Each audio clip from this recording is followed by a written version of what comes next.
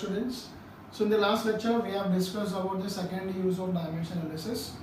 Now we will discuss about the third use of dimension analysis.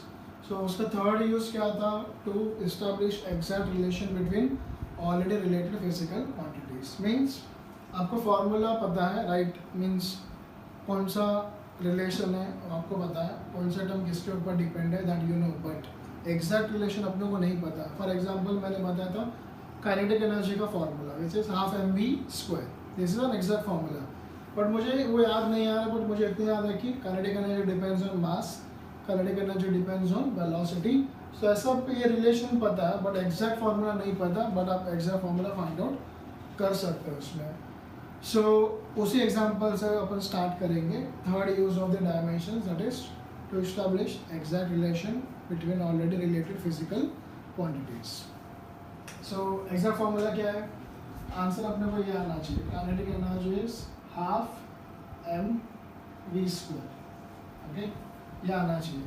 But फिर समझ लो मैं ये फॉर्मूला भूल गया, बट मुझे इतना पता है kinetic energy depends on mass and it depends on velocity. Okay, so question में बोला है कि kinetic energy depends on mass and kinetic energy depends on velocity. मुझे इतना ही पता है, depends on mass and depends on velocity. Exact relation नहीं पता. तो m का जो पावर है that we don't know, तो m का पावर को मैं क्या मान लूँगा? x. तो x कुछ भी होगा. Similarly velocity का जो पावर है वो क्या हो जाएगा? y. वो y कुछ भी होगा. बट अपने को पता है कि x का वैल्यू क्या आना चाहिए? It should be 1. x का वैल्यू क्या आना चाहिए? It should be 1. और y का वैल्यू क्या आना चाहिए? v का पावर यहाँ पे क्या 2, तो y शुड बी 2. ये अपना फाइनल आंसर है. तो x का वैल्यू 1 आना चाहिए, y का वैल्यू 2. और क्वेश्चन में आपको दिया रहेगा कि टेक कांस्टेंट k एज 1/2. मतलब ये जो नंबर है, इक्वेशन बैलेंस करने के लिए जो भी नंबर लगेगा वो आपको दिया रहेगा उसमें. Okay, take k is equal to 1/2. So kinetic energy, अब ये दोनों इक्वेशंस को कंबाइन कर लो. तो kinetic energy proportional to m raised to x and v raised to y. This is proportionality. उसको रिप्लेस करके लिखेंगे इक्वल्स टू. तो इक्वेशंस बैलेंस करने के लिए कांस्टेंट आएगा k. तो kinetic energy is equal to constant k into m raised to x and v raised to y. Okay, so this is equation number 1. ये अपना फॉर्मूला है. इसमें अपने को x और y का वैल्यू आना चाहिए. k का वैल्यू ऑलरेडी अपने को क्वेश्चन में दिया विच इज 1/2.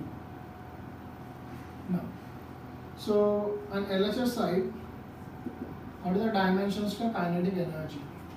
काइनेटिक एनर्जी का ऑलरेडी डायमेंशंस, अपने डायमेंशंस का जो कॉलम बनाया था उसमें अपने लिखा है हाफ mv स्क्वायर. तो it is half mv square. m is 1, L2 t minus 2. तो मैंने वो डायमेंशंस का जो कॉलम है उसमें से एनर्जी का मैंने डायमेंशंस लिखा. नेक्स्ट मास. मास का डायमेंशन क्या होगा? L0 मास 1 times 0. Okay, next velocity. Velocity का डायमेंशंस क्या होगा? L1 m0 t minus 1. ये मैंने डायमेंशंस लिखा. मैंने जो भी टर्म्स है यहाँ पे, जो भी सिंबल्स है तो यूज होगा, सारे सिंबल्स का मैंने यहाँ पे डायमेंशंस लिखा. Now substitute this dimensions in the above equation. Okay, so put this equations, put this dimensions in equation 1. So kinetic energy is k into m raised to x and v raised to y. Kinetic energy का dimensions L2 m1 t minus 2. Next k. K is, it is a constant term which is unitless and dimensionless. तो उसको लिखने की जरूरत नहीं है. Next mass. Mass dimension is L0 m1 t0 raised to x. Next velocity. Velocity dimension is L1 m0 t minus 1 raised to y. So it is L raised to 0 into x 0, m raised to 1 into x x, t raised to 0 into x is 0 plus chain 2. L raised to 1 into y is y, m raised to 0 into y is 0, t raised to minus 1 into y is minus y. Now LHS L2 m1 t minus 2 is equal to RHS L raised to 0 plus y is y, m raised to x plus 0 is x, t raised to 0 minus y is minus y. Now compare the powers of length, mass, time on both the sides. तो बीच में कौन सा sign है? Equals to, ये दोनों terms क्या होना चाहिए? सेम. तो लेंथ, मास, टाइम का जो डायमेंशन है उसको कंपेयर करो. तो यहाँ पे L का डायमेंशन क्या है? 2, और यहाँ पे L का ऊपर पावर कितना? 1. L का पावर 2, L का पावर 1 मीन्स y का वैल्यू क्या होना चाहिए? y should be equals to 2. Okay, next m का पावर कितना? 1. यहाँ पे m का पावर कितना? x. इट मीन्स x का वैल्यू क्या होना चाहिए? it should be equal to 1. So we got the values. x का वैल्यू क्या मिला? 1, और y का वैल्यू क्या मिला? 2. Now put these values in equation 1.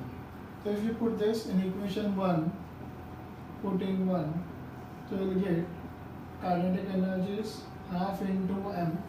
तो मैंने यहाँ पे k का वैल्यू सब्स्टिट्यूट किया 1/2, m raised to x, x का वैल्यू कितना मिला? 1 into v, v raised to y, the value of y is 2, it is v.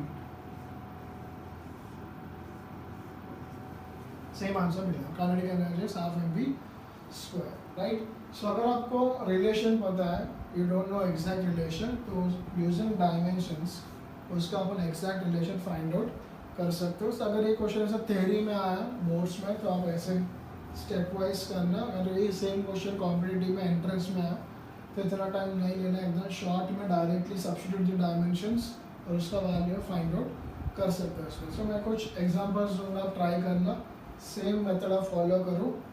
उसके बाद मैं आपको बताता हूँ शॉर्ट में कैसे लिखना है इसमें. सो homework,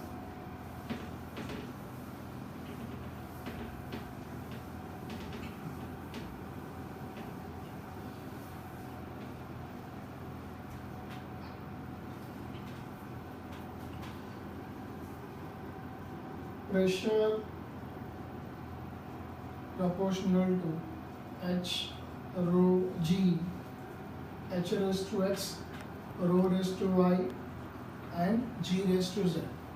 In question it is given pressure proportional to, pressure depends on height, h means height,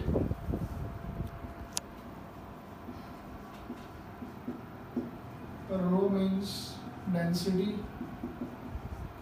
and g means acceleration due to gravity.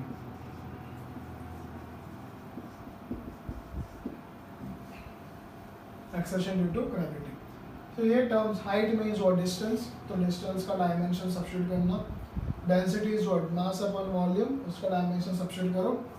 Ji is acceleration due to gravity means acceleration का dimension substitute करो.